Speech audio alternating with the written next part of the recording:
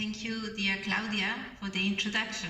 As you mentioned, I am Dr. Macarena Rau, the International President of the International Septet Association. I am very happy to be here in this very relevant Congress. I also thank Dr. Erich Marx and all the DPT team for your great work as ICA German chapter. I will present today, or I will try to reflect and respond to this question: is more light better security? For septet, that is the acronym for Crime Prevention Through Environmental Design, a methodology that was founded more than 50 years ago, the better lighting is the appropriate lighting. What does this mean in urban layout, in urban territory? It's the appropriate to the problem that we need to solve. That means that we need to understand first that we need to apply a diagnosis, a very holistic and integral diagnosis of the environmental problem of criminology, environmental criminology that we want to address. So for septet, we can't say that more light is more security. It's not so simple. We need to understand the specific location of the intervention. Septet has all to do with context.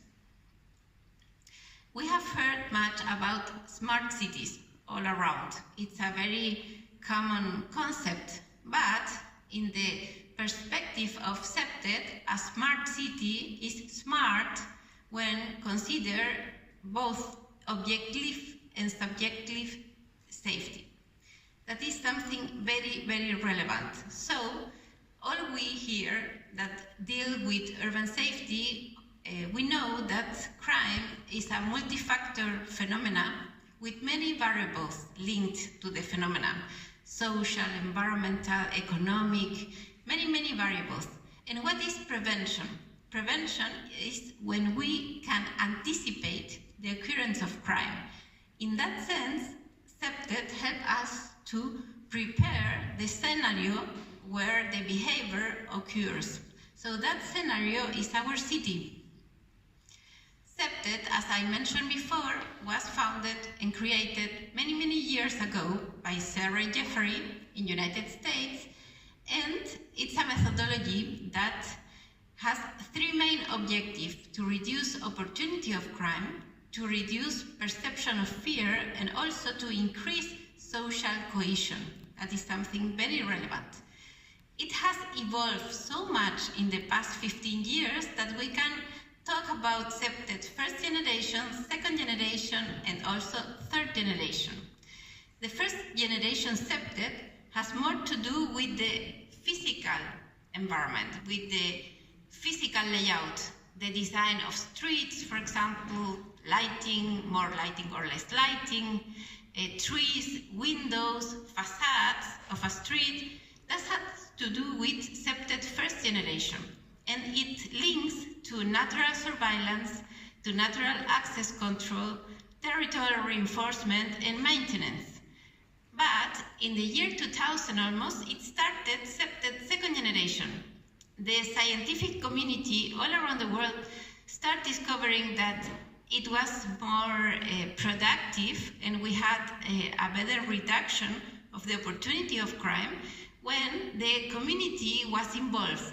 So we start talking about the fifth principles of septet, that is citizens' participation. And we consider something very special. That is, for my opinion, the spirit of septet second generation is that all inhabitants of a territory are the experts, the environmental experts, but the native experts. We call them native experts of the territory. What does this mean? This means that if we want to achieve a successful strategy, we need to involve them. Septet doesn't see the inhabitants of a territory as people that has information, for example. We see them as partners. We see them as leaders, environmental leaders. And this is something very, very relevant. Who knows better where are the drug dealers? Who knows better where it's crime in a population? The neighbors, for example. So that information, that wisdom, the wisdom of the native expert of the territory is very, very relevant to consider in accepted second generation strategy. But during the pandemic, the COVID pandemic scenario, we start thinking as accepted scientific community on accepted third generation. This started almost in the year 2012, but it was consolidated with more force during the pandemic context. And it has to do with self-realization, for example, and with liability. So we have new objective, not only to reduce opportunity of crime, not only to reduce fear perception and increase social cohesion, we also want people to be happy in their territories, to feel with realization. That is something much more transcendent. So in that sense, all the objective and strategies of accepted third generation has to do with psycho-emotional aspects. And that is super, super relevant for the accepted methodology. For example, I work in very poor settlements with vulnerable communities. When I apply accepted third generation, I measure and consider mental health that has to do with self-realization. A community that has no mental health, they are with depression, with anger, for example, they need to treat that before to intervene the environment. So what I like most of accepted first, second, and third generation is the interconnection of variables and the concept of integrality. Since the year 2017, I was elected ICA president, and I started a campaign that looks for synergy. I don't think there is a single expert to deal with crime prevention through environmental design. It's too difficult. We need to solve many questions and variables. So the idea is to connect very bright people in different countries that can create the network of accepted, the network of the ICA. Because of that, we connect with the DPT team here in Germany, and since the year 2017, the ICA has established 10 formal chapters. Next year, the chapter in United States will lead the global conference in Palm Springs. So I'm very happy because of that. My personal interest of research the past 7 years has been to work with women with different ages. And why? Because I did different research regarding fear perception. And we discover with evidence, with many statistics and surveys that we applied in different groups from Latin America, that women are the best thermometer, urban thermometer that we can have to measure urban feeling of fear. Why? Why is this? Because we discovered that the feeling of fear of women is altruistic, is different as the fear of feeling of a man. And why? Because women shows in the different surveys that they have more empathy with other people in feelings concepts. So, for example, a woman, when we ask them, please rank how much fear you feel, 1 or 10. 10, it can be urban terror, and 1 can be I feel confident. And the most of the women, they rank 6, 7, 8, 9, or 10. Levels very high. When we ask to same population of men in same settlements, they respond level 2, 3, 4, 5. And we start asking women why. And because of that, I start working with different ages. These little girls here are from a school in Honduras. And I use a technique that is the cloud of dream. I ask them to draw in a sketch, in a blank white paper, to draw a dream of the dreamed environment. And then we analyze the subjective information of the dreams. That is something very, very relevant for crime prevention, that connects and combines very good with objective information of stats, for example. So we discovered that women have a very unique thermometer, internal thermometer of perception of fear. If a woman feels safe in an environment, other parts of the community will feel safe. That's very relevant. We had some clients in my company. For example, the governor of the city of Santiago asked us to study and research transport terminal that has much prostitution for migrants women. So we start analyzing what the migrants women feel, and we ask them, and we produce this fear map. I think these fear maps are very, very relevant, also in public policy, but I don't know many countries that design public policies regarding fear and fear perception. The opposite is when they produce public policies regarding crime, occurrence of crime. That is very good also, but they should consider also the perception of fear. If you can see here, we establish in a design way the correlation between public lighting and high levels of perception of fear. For us, the intervention of very poor settlements with lighting has been very productive, and they show an before and after. Communities that had no light, and then after accepted participatory project, then high flight, then shows in our statistics and evaluations a very relevant decrease of fear perception, as I show in the graph. This was a longitudinal study from the 2016-2019 in Patagonia. We have a very relevant doctor and friend also from the ICA, Dr. Randy Atlas from the USA ICA chapter, and he wrote the lighting white paper. You can find this lighting white paper in our webpage. And Randy says very relevant things about lighting from his perspective as architect in the United States. Something that he says is that lighting is neutral, the same as camera, CCTV camera. So we can't think that light can reduce crime so directly. What we can say is that light can deter crime because light affects the behavior of people.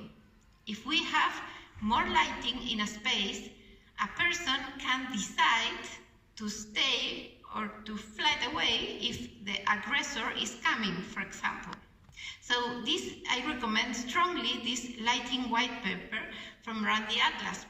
Also, Dr. Randy Atlas says in his paper that now with terrorist attacks all around the world, and mostly after the 11 terrorist attacks from the United States, they start introducing many lighting codes in military guidelines for very sensitive infrastructure. For Randy Atlas, these key tenets of security lighting is first responsibility, because we need to take consideration that we need to take care as a civil society of our goods, so we need to take care of them. Also, we have the opportunity of a neighbor, we can anticipate the threat, and this is something that lighting can help us to do. Also time. He thinks that if we have a more time of exposure of light, we can prevent some attacks, or in the opposite, I have seen some projects where the victim was exposed too much for a high light. So we need to balance in each context what we need to do. Fight or flight is something that we can decide based on the level of light that we have and other variables, of course. and the security elements that are super relevant. It's relevant to combine light with other variables. When we do a accepted project, we never apply only one single variable. We combine many variables. And also, I think so much that we are thermometers, and I am a woman, that I was invited to present at the EFUS conference in Brussels. And always when I travel, I try to do a safety audit walk. Sometimes it's dangerous, I know, but I like to see the city and perceive the city with my eyes. So after the conference, I walk around in Brussels, wanted to feel the city and to see if I felt frightened. And I was very surprised because the city has very well planning standards, but I felt fear. I am not from Brussels, I don't know the city, don't know anyone, but I felt fear. And why? Why I felt fear in the downtown of Brussels? Mostly because it was very lonely. So it demonstrates that it's not only light that makes us feel safer. We need more people applying the natural surveillance mechanism. Also, I discovered in Brussels the zebra effect. The zebra effect is what you see in the picture. What's happened when the light is not homogeneous? Then it's very difficult to capture the environment. So someone can hide with the zebra effect. And it was very well light in some corners, but it was lonely. So what do we need for feeling safe in the city? And then I remember I did a project in Mexico for women that were murdered in the north frontier of Mexico, and talking much with women what they need to feel safe. They told me, we need other women that look us. We feel better with women looking us. So we decided to produce with them not only a safe route with lighting and playgrounds for the children, we produce murals of other women that can go with them to the work, for example. They are looking to them. On my information and my research, I gather and systematize in a guide, the first accepted guide for women. I was very surprised because I was raised in ICA, and in my 24 years, never saw a guide written for women. And this is the first one. It's in Portuguese, Spanish, and English. I upload it for free in the app Academia. And I think it's very relevant to start talking and debating this topic. It's brand new, and I would love, for example, to do some more pilots and have more laboratories in Germany, in other parts of Europe, in Canada, and to compare them with the laboratories that I have in Latin America. So for conclusions, just to answer the question, the initial question, I think we feel safer if we have the proper lighting in the streets, in the city. And for that purpose, we need to have a very scientific methodology with evidence-based approach. CEPTED is very useful. It's not the only one, so you can combine CEPTED with other methodologies and techniques. Thank you. I will be very happy to receive your questions and comments.